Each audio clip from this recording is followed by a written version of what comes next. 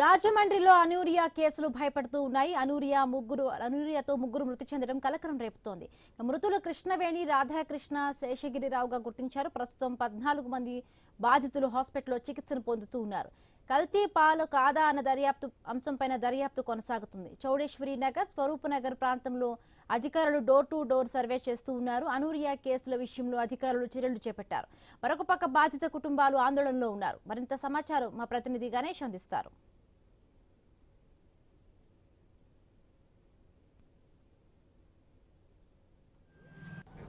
రాజమండ్రిలో ప్రస్తుతం లాలా చెరువు, చౌడేశ్వరి నగర్ ఈ పరిసర ప్రాంతాల్లో అనూరియా కేసుల కలకలం ప్రస్తుతం చర్చనీయాంశంగా మారడం జరిగింది. ప్రస్తుతం బాధిత కుటుంబం అంతా ఉండడం జరిగింది. ఇదే ఇంట్లో మనం చూస్తున్నాం కదా, 4 బాధితులు ఇక్కడ ప్రస్తుతం అంటే ఆసుపత్రిలో చికిత్స పొందుతున్నారు. ఇదే క్రమంలో ఈ కుటుంబం ఆందోళన ఉంది. ఈ చుట్టుపక్కల ప్రాంతాల్లో కూడా ఇదే కేసులు నమోదవడం పట్ల ప్రస్తుతం స్థానికంగా ఆందోళన చెందుతున్నారు ఇక్కడ ప్రజలు. ఇదే క్రమంలో నేరుగా బాధిత కుటుంబానికి సంబంధించినటువంటి మధుకుమార్ ఉన్నారు. ఆయన అడిగి తెలుసుకునే ప్రయత్నం చేద్దాం.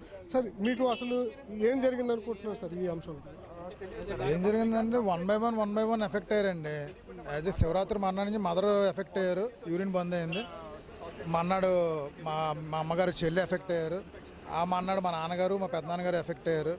అంటే ఇది రిలేటెడ్గా ఎలా జరిగిందంటే యూరిన్ బంద్ అవ్వడం, మన్నాడు కిడ్నీ ఫెయిల్ అయింది. అంత ఫాస్ట్గా ఎక్కడ జరగదు.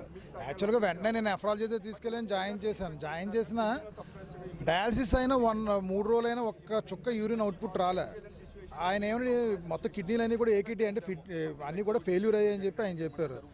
అదైన తర్వాత నేను కిమ్స్కి ఇక్కడ ట్రీట్మెంట్ కిమ్స్ షిఫ్ట్ చేశాను. కిమ్స్ షిఫ్ట్ చేస్తే అక్కడ ఉన్న చుట్టుపక్కల వాళ్ళందరూ మా ఇంటి ఏరియా వాళ్ళు ఏంటంటే మా వాళ్ళని జాయిన్ చేసామన్నారు. ఇదే జరుగుతుందని చెప్పి అంతలోకి మా బావగారు హైదరాబాద్ కామినేనండి కిమ్స్, ఆయన వచ్చి సస్పెక్ట్ చేశారు. ఏదో పాలు కాదు, పాలు కానీ వాటర్ కానీ ఏమనొచ్చు, మీకు పాలు వెంటర్ ఎవరని అడిగారు. మాకు అందరికీ ఒకలే పోస్తున్నారు అన్నారు. అయితే మిగతా వాళ్ళు క్రాస్ చెక్ చేయని చెప్పేసరికి మన దగ్గర ఉన్న 6గురిని క్రాస్ చెక్ ఆడే పాలు వేసాడు. ఆ మండే నుంచే మనకి ఎఫెక్ట్లు అందరికి కూడా మండే నుంచి యూరిన్ బంద్ అయింది. ఇప్పుడు తీరా చూస్తే ఈ 13-14 మందికి వెండర్ ఆడే. ఆ వెండర్ వేసిన పాలు వేసిన వెండర్ మండే నుంచి అందరికి యూరిన్ బంద్ అయింది. దాన్ని బట్టి బాగా సస్పెక్ట్ చేసి ఇది సంథింగ్ ఇది మిల్కే అని మేము సస్పెక్ట్ చేస్తున్నాం.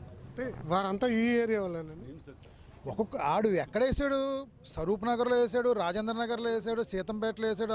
ఎక్కడ ఏరియాలో వేసినా అందరూ ఎఫెక్ట్ అయ్యి ఉన్నారు. అదండి. అంటే నీళ్లు కూడా డయేరియా అలాంటివి కూడా వచ్చే అవకాశం ఉంటుంది. అదే సార్, నీళ్ళు డయేరియా వస్తే 3-4తో ఆగదండి. అది ఇంచుమించు 50-100 మందిని తీసుకెళ్తుంది ఈ పాటికి. యాక్చువల్గా నేను మీ కుటుంబ సభ్యులు ఎలా ఉన్నారు సార్? ప్రజెంట్ అయితే నాన్నగారు ఒకరు స్టేబుల్గా ఉన్నారు. మిగతా అమ్మ పెద్దనాన్నగారు, పిన్ని గారు వెంటిలేటర్ మీద ఉన్నారు. డాక్టర్ గారు 24 hours అవుతాయి కానీ ఏం చెప్పలేమన్నారు. వాళ్ళు స్టేబుల్గా అంటే ఒకలే ఉన్నారండి. ఇప్పుడే ఫోన్ వచ్చింది, పెద్దనాన్నగారు కూడా ఒక సీరియస్గా ఉందని చెప్పి అన్నారు. అధికారుల రియాక్షన్ ఎలా ఉంది సార్? ఇప్పుడు అధికారుల యంత్రాంగం అయితే చాలా ఫాస్ట్గానే ఉన్నారండి. పర్ఫెక్ట్గా ఉదయం నుంచి కూడా ఎస్పీ గారి పర్యవేక్షణ, డిపార్ట్మెంట్ వాళ్ళు, కలెక్టర్ గారు, ఎంహెచ్ఓ, డిహెచ్ఓ వాళ్ళు, మొత్తం మెడికల్ ఆఫీసర్లు అందరూ కూడా అలర్ట్గా ఉన్నారు. వీళ్ళందరినీ కూడా వేరే వార్డుకి షిఫ్ట్ చేశారు. వీళ్ళకి సెపరేట్గా కూడా ట్రీట్మెంట్ జరుగుతుంది. అంటే పోలీసులు ఫిర్యాదు అందడం జరిగింది, వారు అదుపులో ఉన్నట్లు తెలుస్తుంది. మీరు ఏం చెప్తారు ఈ అంశం? అంశం అంటే నేను క్రాస్ చెక్ చేసి చెప్పి నేను మామూలుగా మా ఫ్యామిలీ గురించి ఎమ్మెల్సీ కట్టించాను. అంటే మాకేమైనా థ్రెట్ జరిగిందేమో అని. తీరా చూస్తే ఇంతమంది ఉండేసరికి పోలీసు వాళ్ళు కూడా క్రాస్ చెక్ చేసుకుంటే ఆ మిల్క్ వెండర్ని తీసుకొచ్చారు. ఆ మిల్క్ వెండర్ చెప్పడం ఏంటంటే, నేను ఆ రోజు నా దగ్గర పాలు లేవు అని నాకు తెలిసిన విషయం, నాకు పాలు దొరకలేదు, బయట నుంచి తీసుకొచ్చాను నేను అని చెప్పి మిల్క్ వెండర్ చెప్పాడు. వాళ్ళని కూడా రాత్రి తీసుకెళ్ళి అరెస్ట్ చేసినట్టు తెలిసిందండి. అంటే కల్తీపాలు అంశాలు ఏం చెప్తారు సార్? కల్తీపాలు విషయంలో చాలామంది అంటే ఉదయాన్నే సార్ కల్తీపాలు అంటే ఆయన మాకు 10 years నుంచి వేస్తున్నాడు సార్. ఇప్పుడు సస్పెక్ట్ చేస్తుంది ఏంటంటే ఈ బాధితులందరూ కూడా ఆ పాలు తాగారు. 14 ఏదైతే సోమవారం యూరిన్ బంద్ అయింది. అంటే దేనికి రిలేటెడ్గా కోయిన్సైడ్ అయింది.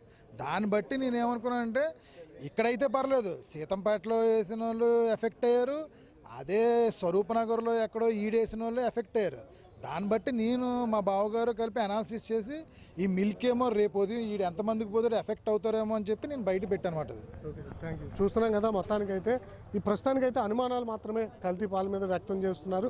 ఎక్కడైతే ఈ గణేష్ అనే పాల సంబంధించినటువంటి వ్యాపారి ఈ సరూర్ నగర్ అదేవిధంగా చౌడేశ్వరి నగర్ ఈ పరిసర ప్రాంతాల్లో పాలు పోస్తున్నాడో వారి కుటుంబాలకు మాత్రమే ఎఫెక్ట్ కావడంతో పాల మీదే ప్రస్తుతం అనుమానాలు వ్యక్తం చేస్తున్నాయి. అయితే ఇక్కడ ఇప్పటికే టెస్టులకు పంపించడం జరిగింది కాబట్టి అది కల్తీ పాల కాదనేది అధికారులు ధృవీకరించాల్సి ఉంది. ప్రస్తుతానికైతే మనం చూస్తున్నాం కదా, బాధిత కుటుంబం ఆందోళనలో మునిపోవడం జరిగింది. ఈ కుటుంబంలో ఒకే కుటుంబానికి సంబంధించినటువంటి 4 వ్యక్తులు ప్రస్తుతం ఆసుపత్రులు పాలయ్యారు.